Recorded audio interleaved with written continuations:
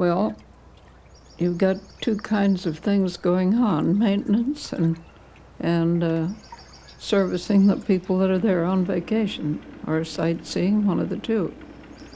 You just learned on the job.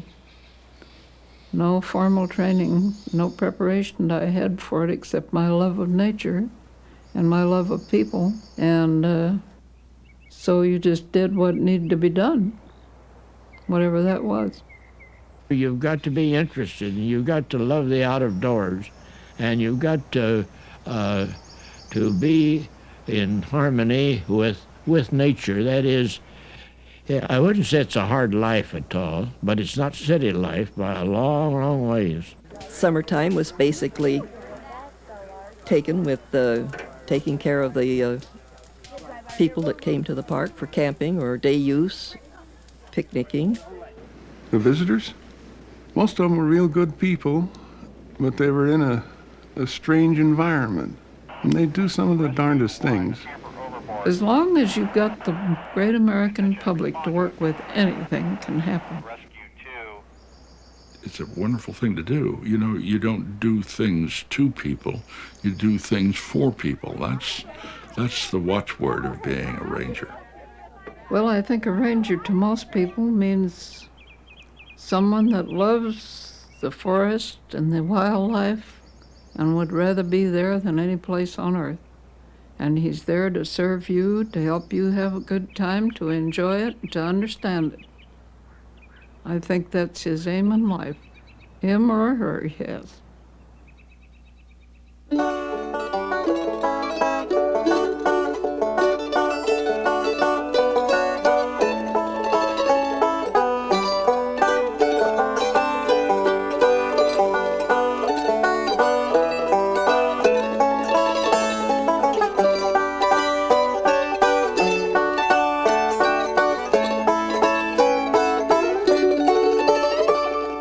In the midsummer of 1855, Galen Clark, a 41-year-old East Coast furniture maker turned gold miner, paid his first visit to Yosemite Valley. Hidden deep in the mountains of California, the valley was virtually unknown and little visited by all save the local Native Americans. But within 11 years, Yosemite and the Mariposa Grove of big trees had been recognized as a great natural resource and were granted by the federal government to the state of California to be held for public use, resort, and recreation. Clark, who had homesteaded 160 acres of land in the region, was made the guardian of the grant. His knowledge of the area and its inhabitants, along with his great love and respect for the innate beauty and grandeur of the place, made him an admirable choice for the position. As guardian, his duties were to care for and protect the land and interpret the area's many-faceted environment to the steadily increasing number of visitors. Clark could thus be considered California's first park ranger. His lifetime of work and dedication set the high standards for which the California State Park Ranger is recognized. While California had no state park system until the late 1920s, the number of parks in the state continued to grow, and with them grew the number of guardians who performed the duties of rangers. They were people like businessman and farmer Ezra M. Smith, who became the custodian of Marshall Monument, California's first historic park, and horticulturist J.H.B. Pilkington, who was chosen to be warden of California's Big Basin Redwood State Park at Santa Cruz. I was there for 4 years. And then I went to Prairie Creek for 1, and then up at Calaveras Big Trees for 2. Just summers. I was a summer employee, not full-time, although I felt like one of the family, because it was really, well, it was not only was I greatly interested in it, but it was just getting in with a very congenial, wonderful bunch of people. And along with the trees and everything, why, it's an ideal life. That was 40 years ago, but nevertheless, I still remember it very well, very well. Of course, Petey was there. Petey took care of all the customers, that is, seeing that they didn't get lost in the redwoods. All I did was tell them about the birds and the bees and hope for the best and take them out on hikes in the morning. But Petey used to circulate around among the trees and among the people and see that they got over on the dance floor at night without getting lost and a few things like that. But we had fun, didn't we, Petey? You bet your life we did. I went up to Big Basin in '29. I wasn't expecting to find much because I didn't think California had shown up much in the way of mountains and trees.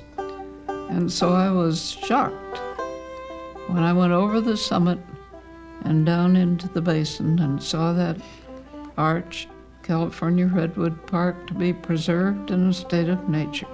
And my whole life changed direction right then, because until that time, I had every intention and I had plenty of preliminary training of becoming a doctor. And all of a sudden it didn't seem important. And I came on into the park and talk about being converted, I guess I was. And after that, there wasn't any job, any future, anything that anyone could offer me that if it interfered with my going to Big Basin, it was no go. They needed somebody to lead the singing at the campfire and do a few things around headquarters, and they wanted to know if I'd do it, so they started me doing that. The campfire was mine, that was my job. Leading the singing, getting people to come up front and tell their experiences, and then anybody that could entertain did. I was the only female ranger all through those years, yes. I don't know exactly when another one came in, but it was quite a long time after I left. Grandfather and Dad didn't really come to Big Basin to be rangers. They came to Big Basin because they were teamsters. The redwoods weaved their magic and got under their skin and into their souls, and they became really conservationists of the day. As I came into the Park Service, followed in my dad's footsteps and my grandfather's footsteps, we were generalists. We did everything. I mean, literally everything. All of the years that I was a ranger, it was more like an avocation than a vocation. And I was so anxious to see people really enjoy the parks, to really come and find themselves, to recreate themselves, rededicate themselves in the park, that it was a real joy to get to work in the morning, and it was exciting.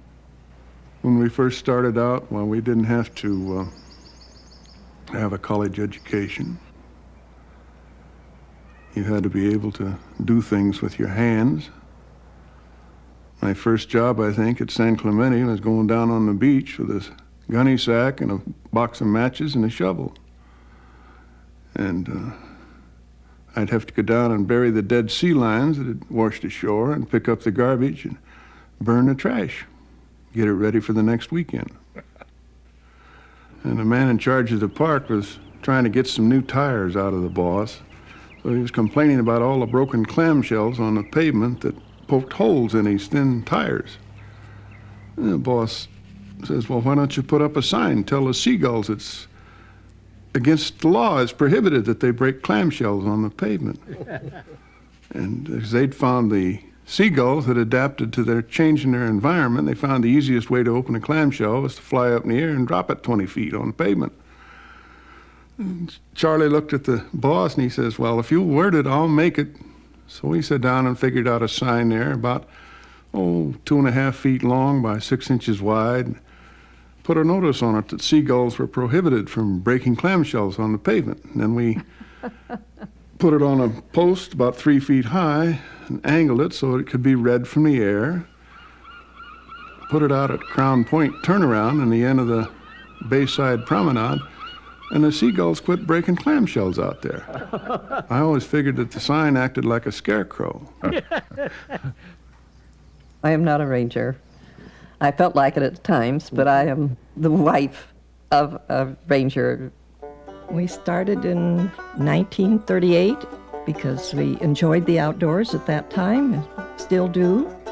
The ranger's wife, I think, had to be also dedicated to help the ranger accomplish what he wanted to do. The 8-hour day was something that wasn't heard of. We didn't know what those were in those days. You just worked till the day was over. The whole business of being a ranger has to revolve around the family unit. You can't do it individually and solely. Your wife has to be a real supporter, or your husband. The spousal support is super important. The support of your youngsters is important, and you have to be a visionary.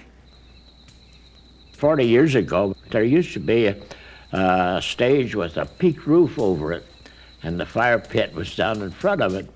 And one Sunday, one of the park commissioners was in the park, and of course, being a park commissioner, why, it was naturally right that we should show him attention.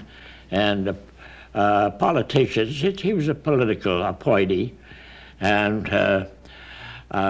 he loved to talk, and he could talk too. Well, while I was sitting around on the front row, there must have been at least 200 people in the bowl, and I was sitting on the front row, and he was spouting about something. I can't remember what he said, but anyway, he was enthusiastic about it.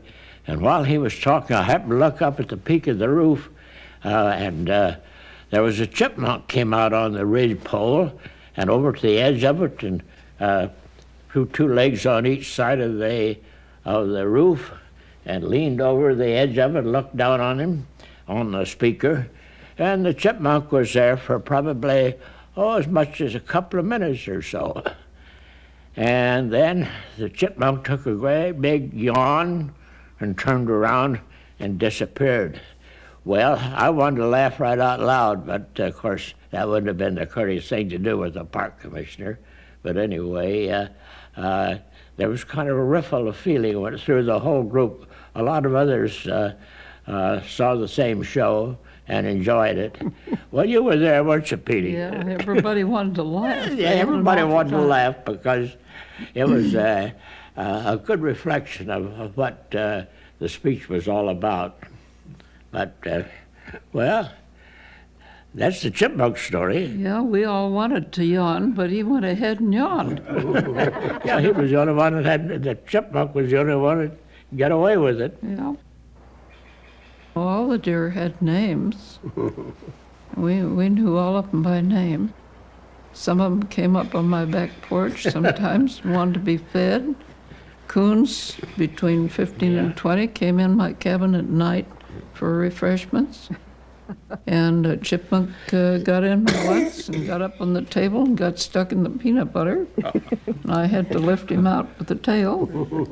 And a blue jay came in one time, a stellar jay, and got in my box of Kleenex. And of course, was scared when I appeared on the scene, and he flew out the back door with that Kleenex over his face and plow right into a tree.